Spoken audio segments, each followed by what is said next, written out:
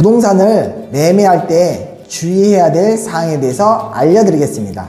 오늘은 1탄으로 부동산을 팔 때 주의해야 할 사항을 알려드리겠습니다.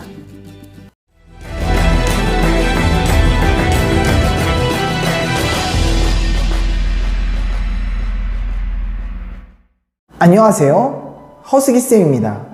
살다 보면 누구나 한 번쯤은 집을 팔거나 사게 됩니다. 여기서 한 번쯤이란 말을 강조하고 싶네요. 한 번쯤이라는 말은 일생 동안에 별로 경험해보지 못한 것을 의미하기도 합니다. 그렇기 때문에 너무나 쉽게 일명 거래할 때 눈탱이를 맞을 수도 있습니다.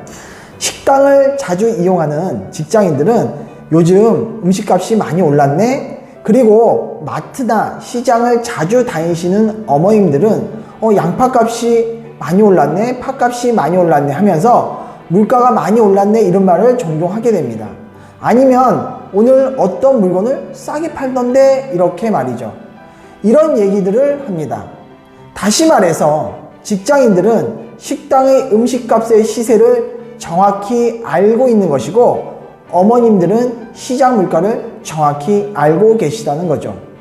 이렇게 물가의 흐름을 정확하게 알고 있는 이유는 직장인들은 매일 음식을 사 먹고 어머님들은 자주 마트나 시장을 이용하여 정확한 물가를 알게 되는 겁니다. 그러나 우리는 집을 얼마나 많이 자주 샀다가 팔게 되나요?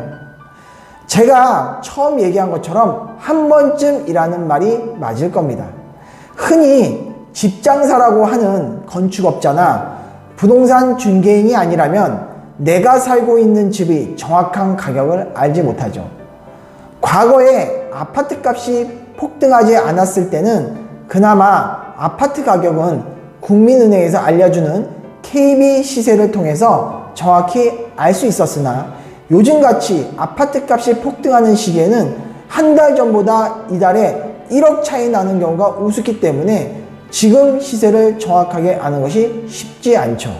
그리고 단독주택이나 꼬마 빌딩, 토지 등은 일반인들이 정확한 가격을 가늠하는 것은 정말로 어려운 일일 것입니다.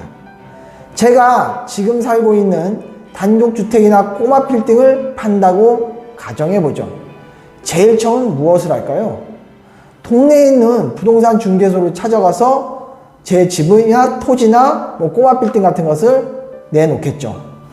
일반 동네 부동산 중개인들은 알겠다고 하면서 주소를 받아 놓을 것입니다.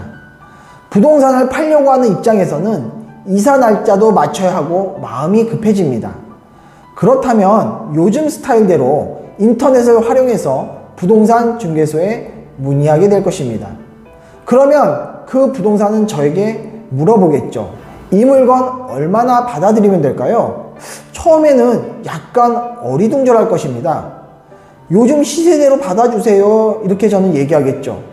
요즘에 한 5억 하는데 5억만 받아들이면 될까요? 그리고 중개수수료는 받지 않겠습니다 이렇게 말을 합니다. 이런 정말로 고마운 부동산 중개인이라고 생각하겠죠. 중개수수료를 받지 않는다니 말입니다. 대부분의 사람들은 좋아요 그렇게 해주세요 라고 말을 할 것입니다. 이것이 바로 고수들이 말하는 입금가 작업입니다. 그럼 과연 5억의 시세가 맞는 것일까요? 아마 5억 5천 정도는 받을 수 있는 물건이었을 겁니다. 그리고 부동산 중개인들은 5억 5천에 내놓고 매수자에게는 1,000만 원 깎아준 척 하면서 5억 4천만 원의 계약서를 쓰게 되겠죠. 매도자는 5억만 받으면 된다고 했으니 분명히 계약은 성사될 것입니다. 그럼 여기서 매도자가 실수한 것은 무엇일까요? 바로 정확한 시세를 모르고 있었다는 것입니다. 제가 처음에 얘기했듯이 평생에 처음이라 이러한 실수를 하게 됩니다. 요즘같이 아파트 값이 급하게 오르다 보면 지난달의 시세가 이달의 시세와 전혀 다를 수도 있기 때문에 더욱 주의하셔야 합니다. 특히 이러한 입금가 작업에 가장 호구가 되기 쉬운 분들은 연세가 지긋하고 팔려고 하는 부동산을 소유한 지 오래된 분들입니다. 그분들은 자기가 아주 10년 전, 20년 전에 산 가격만 기억하고 있죠. 그나마 아파트는 시세 파악이 쉬운 편이지만 오래된 단독주택이나 꼬마 빌딩 같은 경우는 주변의 시세를 비교할 것이 많지 않습니다. 보통 이러한 부동산들은 또 매입한 지 10년 이상, 20년 이상 되신 경우도 많이 있고 소유자의 연세가 60대 이상인 경우가 대부분입니다. 이런 부동산들은 가격이 또 고가이기 때문에 입금가 작업이 타겟이 될 가능성이 아주 높습니다. 이런 경우에 부동산 중개인들이 입금가 작업을 통해 1억에서 2억을 남겨먹는 일은 1도 아니죠. 3, 4억도 쉽게 남겨먹을 수 있습니다. 이러한 피해를 보지 않기 위해서는 자신이 소유한 부동산의 정확한 시세를 파악하는 것이 중요합니다. 최소한의 피해를 방지하기 위해서 매도하기 전 비슷한 부동산을 매수할 것처럼 행동하며 여러 부동산들을 돌아다녀보고 중개인들과 얘기해보는 것이 좋습니다. 중개인들은 매도하려 할 때와 매수하려 할 때 전혀 다른 얘기를 하는 경우가 많습니다. 매도하려 할 때는 그거 별로 값 안 나갑니다.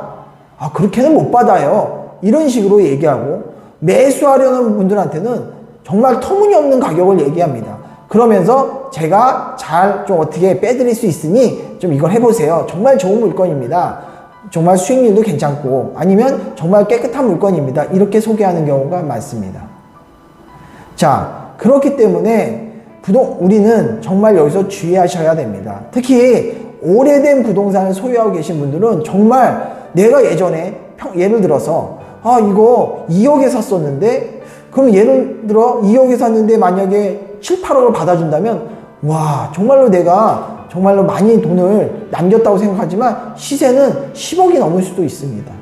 이렇게 낭패를 보는 경우가 종종 발생하죠. 자, 여러분, 부동산을 파는 것도 중요합니다.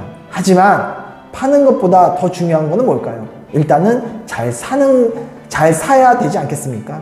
그래야 팔을 때 많은 좀 차익이 남을 테니까요. 자, 다음에 올릴 영상은 부동산을 잘 사는 방법에 관한 영상을 올리겠습니다. 놓치지 마시고 꼭 시청해 주시기 바랍니다. 시청해 주셔서 감사합니다.